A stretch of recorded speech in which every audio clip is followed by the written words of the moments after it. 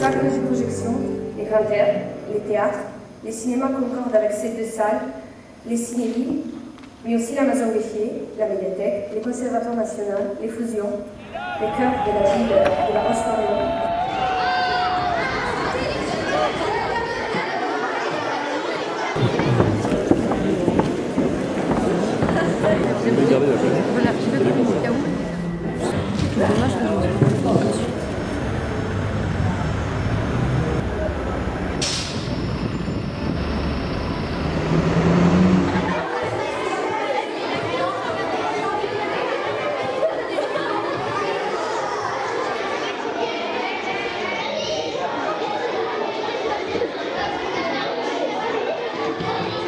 Parce qu'en fait, on cherche toujours à avoir plus de productivité.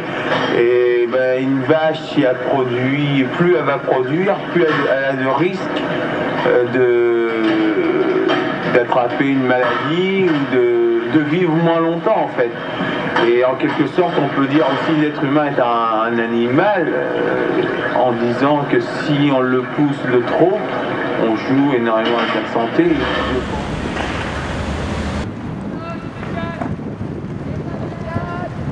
Dans cette actualité, je crois important de rappeler qu'un festival de cinéma, à travers les sujets qu'il convoque, les rencontres qu'il organise, la construction éphémère d'un espace de parole autour des films, contribue également à l'expression de la démocratie. Et au nom de toute l'équipe du festival, je voulais dire que nous nous sentons tous très concernés par le débat politique et social actuel. Demain après-midi, en fin d'après-midi, 17h, rassemblement pour toutes celles et ceux qui le peuvent devant la préfecture. Qui a lieu en ce moment dans les rues au moment du festival.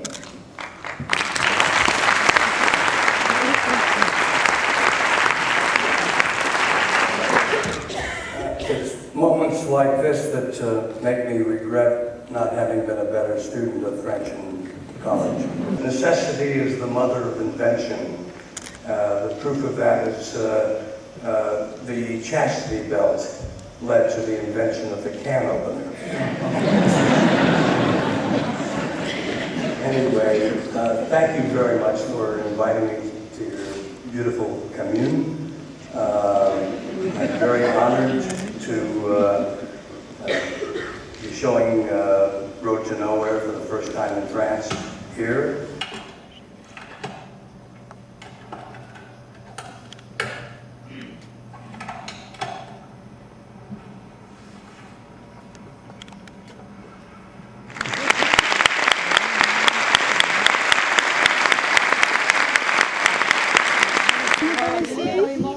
Ah, par ici, s'il vous plaît. Ah, pardonnez, toi? Non? Je vous ai laissé une place au bout pour un adulte. Oui, bah tiens, va Amir, si tu peux être à côté de ta maman, reste là. Reste là. Chacun prendra une boîte. Falicia, tu prends une boîte. Allez. On s'installe en bout de... Je crois que les animaux, c'est d'un environnement. Hein. Ouais, parce que... Bon, c'est bon pour ce mois-ci. Parce que Griffon, là, nous, on en fait ce qu'on en veut, hein. Mais il vient du monde à la maison. Mais il vient pas à la maison, hein. Il a peur. Quand les gens sont partis, il revient. Il a peur. Ouais. Ah oui, il y a juste que c'est... Là, il est content, là. C'est pareil.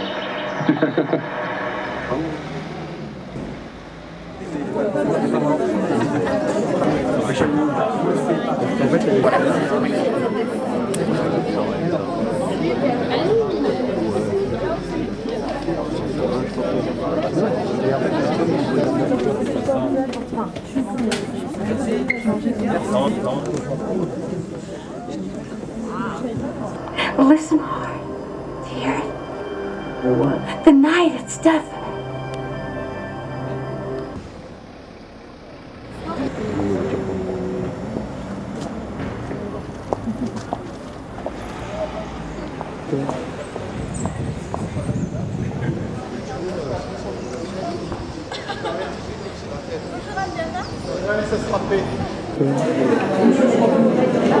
T'as vu monsieur Monté-Hellman, monsieur à cheveux blancs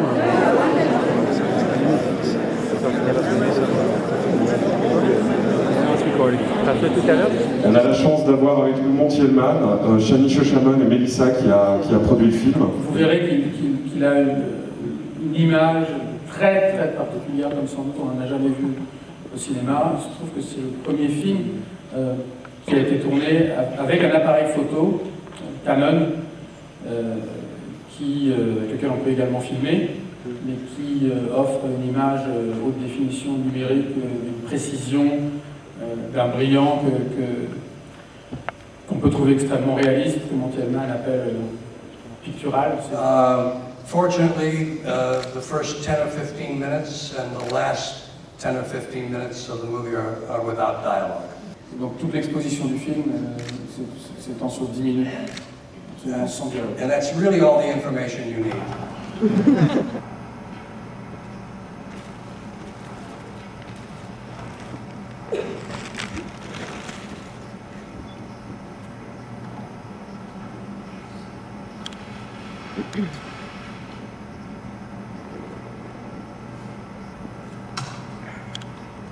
Velma was always my window into the story.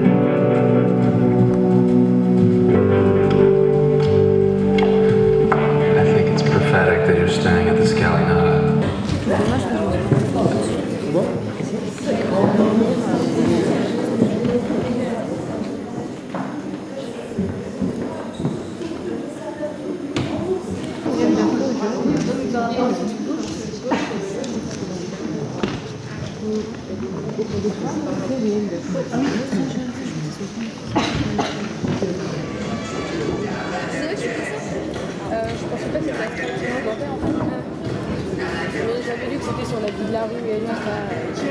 Okay, I'm sorry we didn't introduce the film. I want to tell you, it's like, I financed this film myself. You know, unfortunately, my uncle, Frankie C. character, is dead. He's dead now. He died in that moment. The last scene of the fight, right? La dernière scène, donc le combat. You know who Tony Danza is? Tony Danza, c'était l'acteur de Madame et Servie. Okay, Tony Danza started as a fighter. Il a commencé comme boxeur. So that last scene began where the announcer was going, the two fighters are coming out. This is what you didn't see. This is what I made, but you didn't see. The two fighters are coming out. They're going to feel each other out. The first couple of rounds, they're going to just play around and fight. We see it later, earlier in the movie. Did you see it? Oh, all right. All right. Mais il pensait que c'était pas dans le film, en fait, on la voit dans le film. But seriously, the idea of it, I want to work more in the vein of Monopoly, where we're interviewing real people, because you can't get this. I mean, you can't.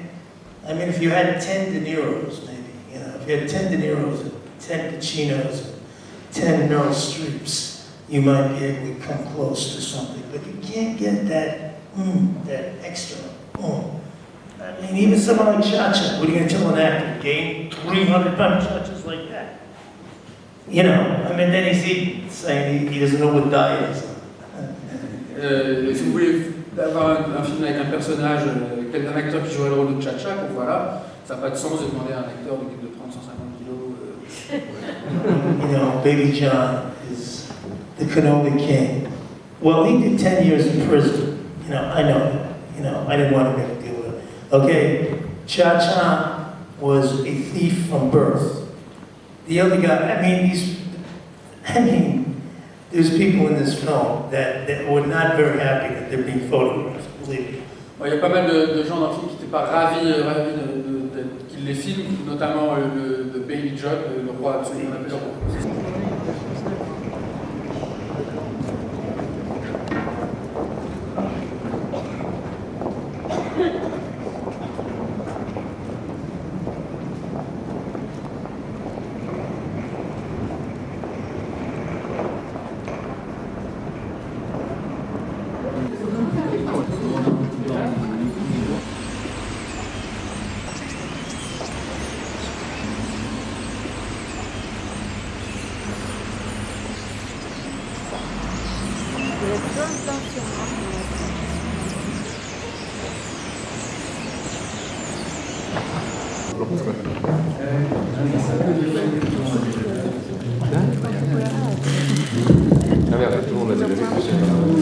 Film qu'on a tourné le dimanche après-midi pendant 3-4 ans. On allait se promener et donc peut-être c'est aussi, je pense qu'on peut retrouver un peu ce ce rapport-là en tant que spectateur. Et la deuxième chose, c'était que on s'est plutôt bien amusé à le faire aussi en regardant les images. Et on pourrait dire que c'est parfois c'est pas une comédie, mais en tout cas c'est un documentaire comique, quoi. Et une chose qui m'a fait rire à l'intérieur des images qui m'a ramené de nos promenades. Tout à l'heure. J'ai l'impression qu'il y a quand même toujours, d'ailleurs dans tout ce que tu fais, l'idée qu'à un moment, il faut quand même ironiser ce qu'on est en train de faire. C'est pas du tout du deuxième degré, une espèce de truc genre ah je suis un malin, je fais rien. Mais juste comme ça, une petite pointe pour dire il y a un moment je suis des fracates et je suis un peu sérieux, et il y a un moment j'ai juste envie de dessiner mes vaches et faire semblant de chercher quelque chose. Est-ce que chacun veut essayer de se prendre en charge? Je me dis toujours essayer de comparer, essayer de voir un petit peu les autres, et puis pas toujours juger les autres mieux que soi. Tu veux que je te dégage un peu? Ouais, c'est très bien. Et les... Jolies assiettes. Parce que les...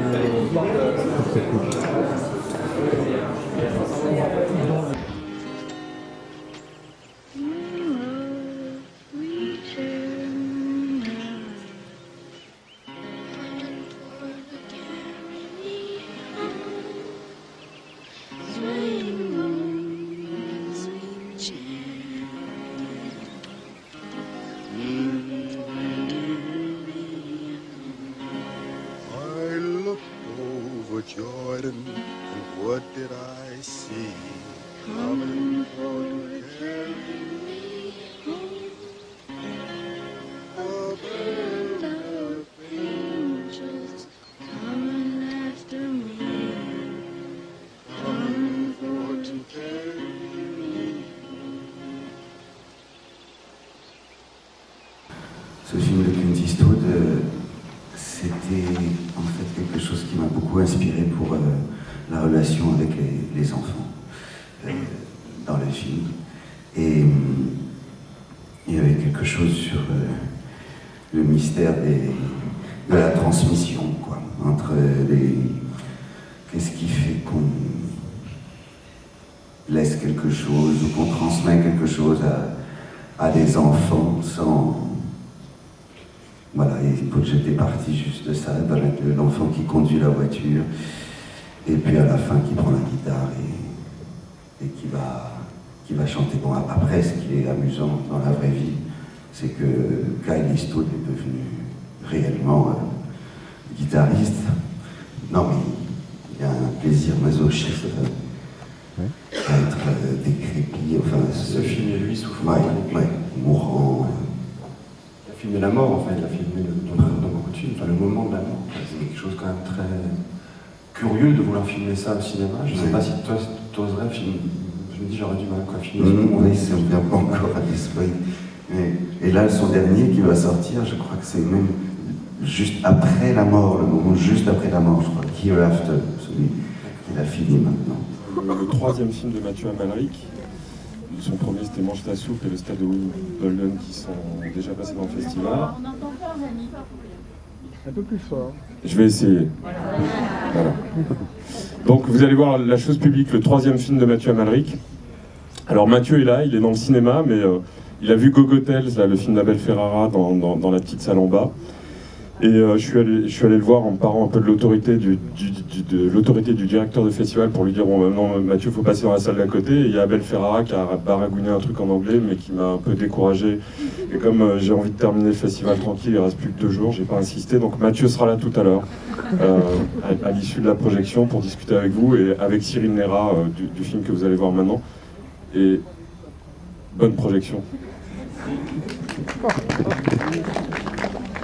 Un homme ou une femme, un homme donc une femme, un homme hors une femme, ni un homme ni une femme, un homme car une femme, un homme contre une femme, un homme vers une femme, un homme... Pour faire un film aussi bizarre,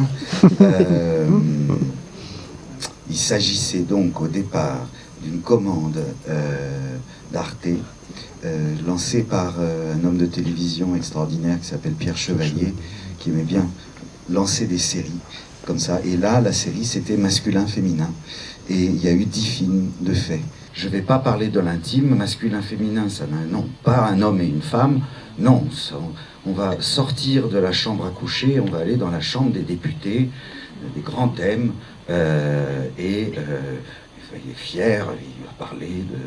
Voilà, et c'était vraiment au moment de cette loi sur la parité qui était quand même un geste, enfin c'est une chose très, très particulière, voilà, avec un réalisateur qui essaye désespérément de sortir de thèmes intimes et qui évidemment va s'y retrouver replongé malgré lui. Et voilà, et puis cette chose toute bête de la vidéo, c'est-à-dire caméra vidéo, en latin, ça veut dire je vois dans la chambre. Vidéo, caméra, enfin, et j'ai essayé de m'amuser avec ça, et puis je me suis dit finalement les hommes et les femmes politiques, je ne sais même pas s'ils existent, moi je ne les ai vus qu'en vidéo, c'est-à-dire à la télé. Donc ce rapport-là, et puis cette chose du caméscope qui fait qu'on filme des choses extrêmement intimes. Après on s'est amusé à filmer avec des formats vidéo totalement différents. Ça allait du 8, même pas du HI8, c'est-à-dire avant le HI8, pour ce qui est des moments où il se filme lui-même avec sa femme, jusqu'à de la Betacam pour les moments qui correspondent à son film qu'il réalise de l'I-National, et ça finit en fait même en 35 mm pour ce qui est de la rencontre au restaurant, où là... Voilà, je voulais arriver à une espèce de degré de... C'est bizarre, c'est dès qu'on est dans la fiction que ça semble être finalement le plus vrai. Enfin, je ne voulais pas que ce soit présenté frontalement. Et tout de suite, je me suis dit, et si c'est vu par le monteur, qui voit que les cassettes, il y a des rushs qui ne vont pas ensemble, ça peut être drôle. C'est marrant. À chaque fois, c'était trouver quelque chose... de drôle. Après, Bernard Ménez, comme ça, avait vraiment des problèmes de mémoire, comment je fais avec ça, donc le coup des textes. Et puis franchement, je trouvais les dialogues à chier, quoi.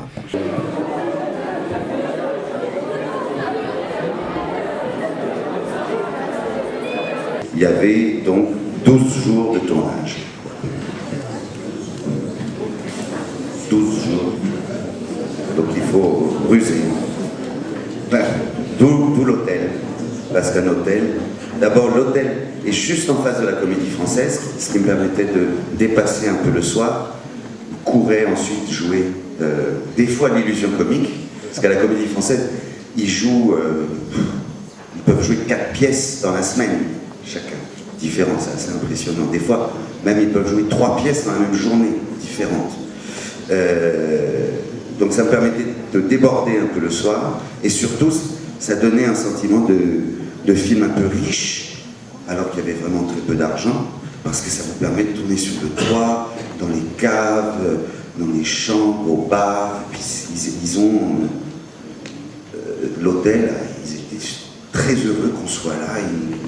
Voilà, on a pu utiliser tous les recoins de cet hôtel. Oui, Muriel ne souhaitait pas qu'on mélange forcément avec une langue contemporaine, trop, enfin qu'on reste fidèle au texte, mais comme il s'agissait de faire un film, je me suis très vite rendu compte que 1825 vers, ça aurait donné blablabla. C'est drôle d'ailleurs, comme on travaille finalement sur un texte avec des alexandrins, et quand vous pensez cinéma, finalement vous pensez cinéma muet. Comment transformer toute une scène en 3 gestes, sans parole. Du coup, j'ai dû garder, je pense, 550 vers. Il faudrait que je les compte, mais il y a un tiers des vers. Le premier acte, par exemple, est résumé par le père qui reçoit ces documents d'un détective. Et que je me devais d'être une fidélité absolue au sentiment. Au sentiment. Bon, évidemment. Pas obsédé par la lettre, mais trouver le cœur du texte, c'est-à-dire vraiment ce qui fait avancer. Oui, c'est ça. Qu'est-ce qui se raconte? Bon, évidemment, je me suis tout simplement amusé d'abord à me le jouer tout seul en langage contemporain, dans ma tête. Listen. Do you hear it? Listen, I don't hear nothing. Listen hard. Do you hear it? The knife, it's death.